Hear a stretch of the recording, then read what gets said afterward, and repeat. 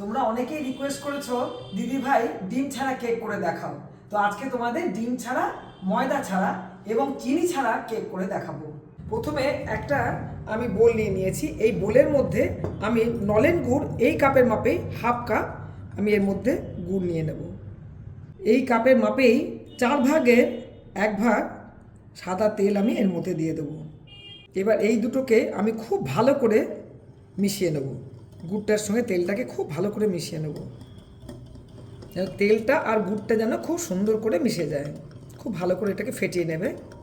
এবারে ওই কাপেরই 1 কাপ আমি আটা নিয়েছি। এই 1 কাপ আটাটাকেও দিয়ে দেবো। আর একটুখানি এই 4 ভাগের 1 ভাগ আটা লাগবে, মানে 1 কাপ আর 4 ভাগের 1 কাপ আটা আমার এর মধ্যে দিতে হবে। এটাকেও আমি ভালো করে, খুব ভালো করে এর সঙ্গে মিশিয়ে নেব। এবার এর মধ্যে আমি ওই কাপেরই 1 কাপ দুধ নিয়েছি, কিন্তু দুধটা আমি অল্প অল্প করে মেশাবো। পুরো দুধটা আমি একসঙ্গে দিয়ে দেবো না, দিয়ে এটাকে আমি খুব ভালো করে কিন্তু এর সঙ্গে মিশিয়ে নেব, যেন কোনো দলা ভাব না থাকে। খুব ভালো করে এটার সঙ্গে মেশাতে হবে। দেখো আরেকটু কিন্তু দুধ আমার লাগবে, দিয়ে আবার আমি ভালো করে এটার সঙ্গে মিশিয়ে নেবো। মানে আপাতত আমি হাফ কাপ দুধ এটার মধ্যে দিয়েছি, দিয়ে আমি দেখি ব্যাটারটার কীরকম হচ্ছে, সেরকমভাবে আমাকে দুধটা মেশাতে হবে। এই যে ঘনত্বটা আছে, আর একটুখানি দুধ আমার লাগবে এর মধ্যে, ব্যাস। দিয়ে এটাকে আমি আবার ভালো করে মিশিয়ে নেবো এর সঙ্গে। দেখো ব্যাটারটার থিকনেসটা যেন এই রকম হয়, খুব বেশি পাতলাও হবে না, ঠিক এইভাবে যেন পড়ে।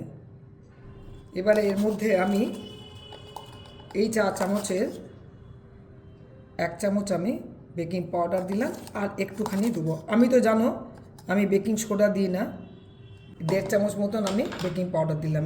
এবারে বেকিং পাউডারটা এর সঙ্গে খুব ভালো করে মিশিয়ে নিতে হবে। খুব ভালো করে বেকিং পাউডারটা দিয়ে ভালো করে একটু মিশিয়ে নেবে। যেহেতু আমি ডিম দিইনি, এটার মধ্যে আমি 1 চামচ লেবুর রস দিয়ে দেবো। দিয়ে এবার এটাকে আমি ভালো করে লেবুর রসটা দিয়েও মিশিয়ে নেব। 1 চামচ ভ্যানিলা এসেন্স দিয়ে দেবো। তোমরা যদি কেউ মনে করো ভ্যানিলা এসেন্স দেবে না, এটার মধ্যে না দিলেও পারো, কিন্তু দেখো কেক করব, একটু ভ্যানিলা এসেন্সের গন্ধটা থাকলে কি কেকের মতো গন্ধটা ছাড়ে। ভ্যানিলা এসেন্স কেন এখানে না দিলেও চলে, যেহেতু আমি নলেন গুড় দিয়েছি না। যদি তোমরা নলেন গুড়ের সেন্টটা চাও তাহলে ভ্যানিলা এসেন্স না দিতে পারো। আমার একটু ভালো লাগে ভ্যানিলা এসেন্সের গন্ধটা, দিয়ে ওটাকে দিয়ে আমি এটাকে আবার ভালো করে মিশিয়ে নেব। এই বেকিং টিনটার মধ্যে আমি 1 ফোঁটা সাদা তেল দিচ্ছি, ওটাকে আমি পুরো ভালো করে উপর অবধি আমি মাখিয়ে নেবো তেলটাকে, যাতে কেকটা আটকে না যায়। টিনটার মধ্যে আমি 2টো পেপার কেটে রেখেছিলাম ঠিক মাপ করে, ওটাকে আমি এর মধ্যে বসিয়ে দেবো। এখানে আমি কিছুটা কাজু কিশমিশ আটাতে ভালো করে কোট করে রেখে দিয়েছি, ওটাকে আমি এর মধ্যে দিয়ে দেবো। শুকনো যদি দাও এটা মাঝখানে চলে যাবে না, মানে পুরো এটার মধ্যে নিচে চলে যাবে। এটাকে জিনিসটাকে একটুখানি আটা মাখিয়ে রাখলে কি বলো তো, সুন্দরভাবে এটা মাঝখানে থেকে যাবে। এটাকে দিয়েও আমি এটাকে ভালো করে এর সঙ্গে মিশিয়ে নেব। এবারে এই মিশ্রণটাকে আমি এই কেক টিনটার মধ্যে ঢেলে দেবো।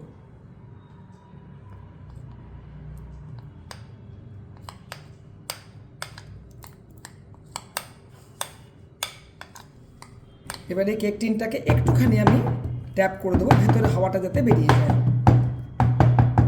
এখানে একটা 5 লিটারের প্রেসার কুকার আমি প্রিহিট করতে দিয়েছি, যার আমি সিটিটাকে বার করে দিয়েছি, আর এখানে সেফটি ভাল্বটাকেও খুলে দিয়ে একটা কাগজ লাগিয়ে দিয়েছি। দিয়ে এর মধ্যে একটা আমি স্ট্যান্ড লাগিয়ে দিয়েছি, এর উপরে আমি কেক টিনটাকে বসাবো। এবার এই কেক টিনটাকে এর মাঝখানে বসিয়ে দেবো। এটা হতে মোটামুটি 40 মিনিট মতো লাগবে। মাঝখানে একবার আমি খুলে উপরটায় একটু ডেকোরেট করে দেবো। 15 মিনিট হয়ে গেছে। এবারে আমি এর মধ্যে একটু কাজু কিশমিশগুলো দিয়ে ডেকোরেট করে দেবো।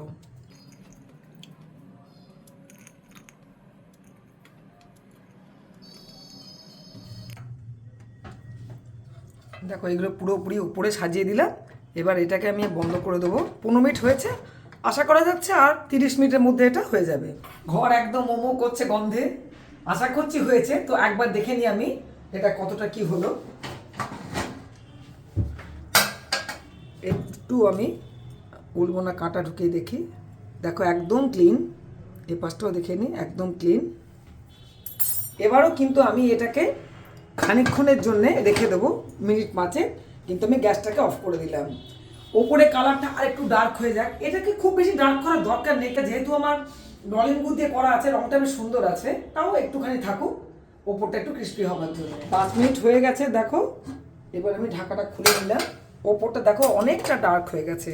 এবার এটাকে আমি উঠিয়ে নেব,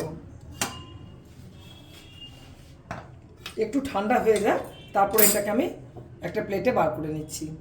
কেকটা বেশ ঠান্ডা হয়ে গেছে কিন্তু হালকা হালকা গরম আছে। এই অবস্থায় আমি কেকটার পাশ থেকে একটু ছুরি দিয়ে দিয়ে কেটে দেবো, যাতে ভালো করে এটা বেরিয়ে আসে। এটা বেশ সাইড থেকে কেটে নিয়েছি। এবারে আমি এটাকে উল্টো করে দেবো একটা প্লেটের মধ্যে, হালকা করে এটাকে ট্যাপ করে দেবো।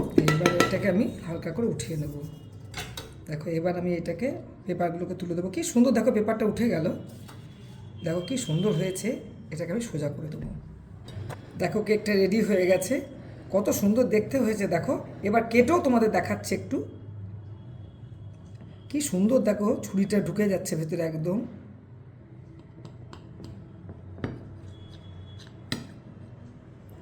দেখো এবার দেখাই কত সুন্দর জালিদার হয়েছে, দেখো কত সুন্দর নরম হয়েছে, এখনো বেশ ধোঁয়া বেরোচ্ছে, খুব নরম সফট হয়েছে একবারে। সকলকে জানাই অগ্রিম মেরি ক্রিসমাস। সামনেই আসছে আমাদের 1 জানুয়ারি। তোমরা সবাই খুব ভালো করে সেলিব্রেট করো, খুব আনন্দ করো। সকলের জন্য রইল আমার আন্তরিক প্রীতি, শুভেচ্ছা ও ভালোবাসা। বড়দের জানাই আমার প্রণাম। তোমরা কেক বানাও, সকলকে খাওয়াও কেক বানিয়ে।